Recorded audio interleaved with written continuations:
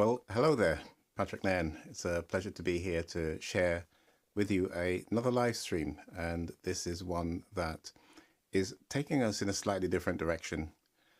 I've been asking you so far to focus on all things around the construction of your presentation.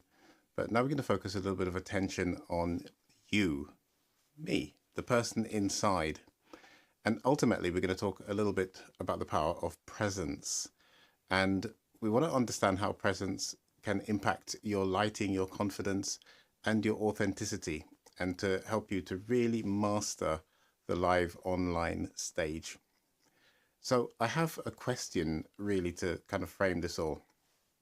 What if owning your live presence is not really anything at all to do with the technology, but instead is really about you? It's all internal. What if that is the case? Well, I want to say to you that for the most part, that is actually the case, that presence itself does not come from you being in the perfect light. Presence in and of itself does not come from you having a perfect microphone to make you sound real, like you're in the room, and all the audio processing that goes along with that to make it sound clean and, in terms of the sound, immediate and real. What if it's not about having, really snazzy ways of presenting your online image and having the perfect color? What if none of that is really important? Well, then we are just down to you. We're just down to your ability to be present and to have your own internal capability to generate confidence and to be in touch with your authentic self, and really to firstly understand what presence actually is. So really quickly, I want to just ask you, do you actually have an understanding of the word presence, or is it just one of those words that people use a lot, but we probably haven't given much thought to what it actually means and what it looks like? Well, without going into a definition of presence, I want to just start off by saying, well, how do we know that someone is stepping into a theater, a stage, or any possibility on a meeting where they're meeting us, and we say that person is either creating or bringing presence? If you've ever been to the live theater, or even something that's a recorded cinema film, you can see the presence. Some actors just seem to bring it, as we say, and you almost see the film, the storyline being carried by just them, and everybody else is a supporting cast member. And the same happens if you ever listen to a live band performing, or just a solo artist singing.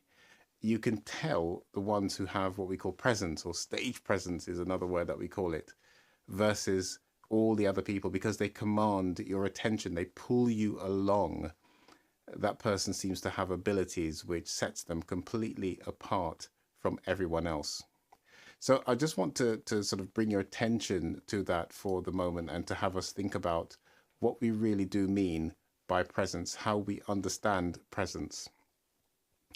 So there are a couple of things that I want to bring to your attention around presence and how we know that someone has presence. Well, presence in a face-to-face scenario, we would say things like the body language has a certain sense of control. It's steady. It allows us to feel like we can approach the person. They keep eye contact with us. The voice just feels like it's under control, steady, not too breathy, and they don't feel like they're struggling for all the words. It just feels like everything is just flowing nice and naturally. And they do, when they need to, allow us to feel that extra level of energy, poise, attention. It just feels genuine. They feel like they're focused and they are actually interacting with us. And as an audience, we can feel that presence because we actually feel an emotional connection with that person. We feel resonance. You could see the audience nodding along as the person is talking. You could feel all of the energy coming off the audience as they smile when you say something. They laugh when you tell a joke. And you can just see that human connection in their body language as well, as they seem more relaxed, more attentive even. And you can just sense that energy is that they're with you, they're cheering for you, or I like the way that it's put in the States, are rooting for you. And there's this sense in which you just feel an overall connection and ease when everyone is watching. And you can tell that you're impacting them by your words, and specifically the way that those words are just coming out natural. And so we know by what I've been saying all along is that lighting can actually enhance that presence, or lighting can get in the way of that presence if it's not the right kind of lighting, if it's not an inviting kind of light, and if it's not allowing you to be presented in a way that people are used to seeing the people that they trust, then you're going to have a bridge to overcome, because you're now presenting in a way that they distrust. And therefore you have to now work so much harder to get over that initial distrust. We've talked a little bit in these series that I've been presenting, and I talk a lot more about this in a live event. Myself and David Roylands, one of the other speakers, and Cecile Baumann, we all speak about the fact that there is a certain window of connection that we have when we meet someone. And whether we meet them in person or online, there is a small window in which we make an impact on that person, which is very difficult after that to shift. So this is not me just talking because I've heard people say it. This is scientific study where people have actually worked with groups of people, put them through a process where we can actually conclude based on the different parameters that are being observed and being marked. We can tell that people are connecting and not connecting with people. We can see it when we watch some of these shows about connecting people together, bringing people together. We feel it when we go networking. We know within an instant whether we feel like we're going to connect with this person or not. And it's really quite an interesting science when we break it down. But ultimately, within that window, if you haven't made the right kind of presentation or presence or included your presence, it's going to be very difficult to shift how those people relate to you after. So I've talked about a lot to do with that off camera, the camera is like a part of your outfit when we are speaking, when we're presenting, that the lighting becomes a part of that suit that we turn up with, and it frames everything in a particular way that can either complement or work against us when we are presenting. And that good lighting will help to just soften those shadows up a little bit more. It makes the colors fall in the right place, so you can see things that are in shadow. They look like they're in shadow. And it can also help with, things like shiny spots and puffiness that we sometimes feel because a shadow has been created where we didn't want one.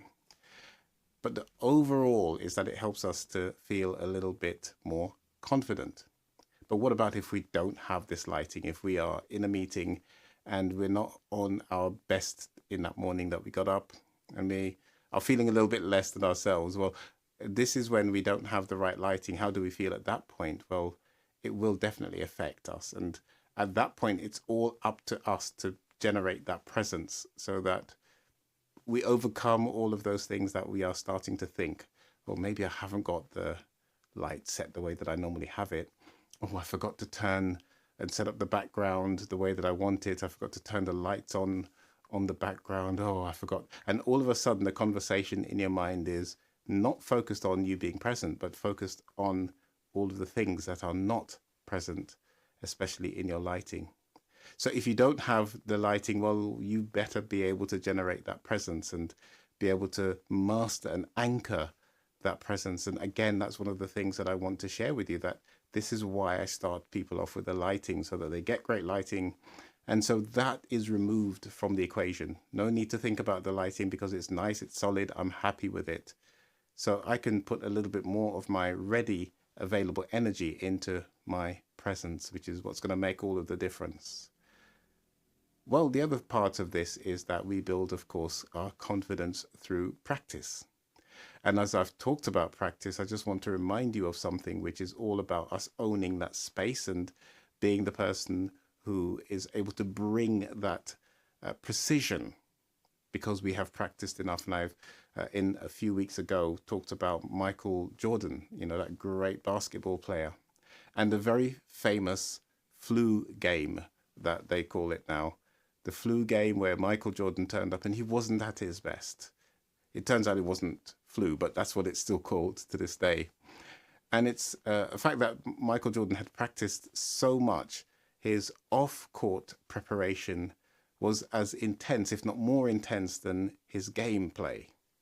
And it's because of all of that ability and that capability that he had been generating over time, over so many practice sessions, shooting like 1,000 baskets a day, not 1,000 shots at a basket, but creating 1,000 at least baskets per day. He was able to say, when asked in an interview about does he ever step onto the court and have this fear of failure, and he said, work ethic eliminates the fear, referring to the fear of failure, that is. But let me ask you a question. What if you have not put in that work ethic? What if you haven't practiced and then more practice? What if you know in reality you just haven't put in the effort so far? So your lighting isn't necessarily right. You're having now to overcome that with your own generation, internal generation of being more confident, of being more certain, of being more present, of generating your own presence. But combine that now with having not put in the practice. So now you've got to overcome a lot more with your own internal sense of presence. And then we talked a little bit about the power of storytelling and analogies. And I mentioned that Jesus and his parables were powerful because they allowed him to speak to people directly in connection with their imagination, bypassing all of the need for them to reason through everything and understand all of the cultural significances and the religious significances of everything, but to be able to speak directly to what Jesus referred to as the heart of human beings. Now, what if you don't have that capability? What if you don't have the ability to pull out the best story at the right time and to tell it in such a way that it conveys emotion, feeling, and all of the conviction that you want your audience to hear and understand? We talked a little bit about the fact that, AI, which has all the capability of looking at what human beings have created, great works over many, many years. But even when I asked AI, can you feel? Can you understand feeling? AI said no. AI has told me that it cannot feel like a human being. It cannot emote like a human being. So therefore, if we're going to rely on AI to help us to connect with people, then we might struggle a little bit more. So if we don't have that great lighting and we haven't had that ability to practice, and now we are reliant purely on AI because we don't have the ability to tell stories that connect, well, now everything is falling back onto our ability to internally generate our own presence. So can you see why some of these things need to be done in the right order? We need to learn how to put this all together, not just by having great lighting, but you need a bank of different tools that are going to come together in such a way that are going to allow you that even if you're not feeling the most present in that moment, you have a tool stack that you can add one to the other, which is going to help you to overcome some of that challenge of learning how to become present. And it's going to help you until you can master the internal presence. And I love some of the films that I've watched over the years, some amazing films, films that teach you the moral of a story. And I could name so many films right now. But there are films that you see this person who is struggling at the beginning. They're the hero in the making, and they're going through the hero's journey, and they meet this sage, this wise person who is helping them to really discover the truth, to discover the reality, to discover how to become that hero. And what's quite funny is that all of these stories seem to have the same formula, is that ultimately the hero, the power was always inside them. It was something in them that they just didn't have the ability to connect with. And you think about, the Kung Fu Panda, where Po at the end of the Kung Fu Panda sees the scroll, and I don't want to spoil it for anybody, but ultimately he's confused at first when he sees the scroll, but later on when he's had a chance to work it through, he realizes what's going on. And the same in the Space Jam, where, they take this this serum, and they realized that, well, actually, the serum wasn't what made the difference. And you could just think of any of these films, these great stories, these great narratives over the years that we've all seen and observed, and we realize that at the end, the thing that really made all of the difference for the hero, that turned them from being this unprepared hero in the making to becoming the actual realized hero, the sage turns to them at some point and says, it was you. It was always inside you. And all we needed to do was to take you on this journey. I mentored you through the journey to extract that which was always a part of you. And now you are the hero, ready for the next journey. And in so many ways, this is what my coaches find, is that they already have all of this in them. They have the knowledge, they have the capability, they have the experience, testimonials galore. But when they get in front of a camera, they just don't connect the dots by themselves, because they need someone to help them to make that connection. And that is one of the things that I help my audience to do, is to make those connections. And I get them in touch with the right tools, getting the right lighting, getting them set up so that they can practice and become really consistent with their practice, so that they too, like Michael Jordan, can make that statement. And then once we get them into that level of understanding that there is a process that they've got to go through, and that by the end of that process, they are able to become better at lighting, better at telling stories, better at creating an analogy when needed. But ultimately, it's because they have someone to guide them through, so that they can get in touch with that which is already a part of them, to help them to move forward. Well, that's really what I wanted to share with you today, which is all about presence. Presence is already something that you have. Presence is something that we can get you to get in touch with it, so that just like the heroes in the stories of old, you too can finally get onto that journey. And yes, you'll stumble a couple of times, but there's a sage to help you to truly get in touch and to win the day, which is what all heroes do. And whilst I'm unable to cover all of that right now, to tell you everything about presence and to tell you everything, I can tell you that it is a learnable skill. Every great actor, every great performer that you saw, when you saw them in their raw state before they became these great actors and performers, they had to be taught how to demonstrate presence. And this is something which I'd love to share with you in an upcoming presentation, which is going to be on June 16th.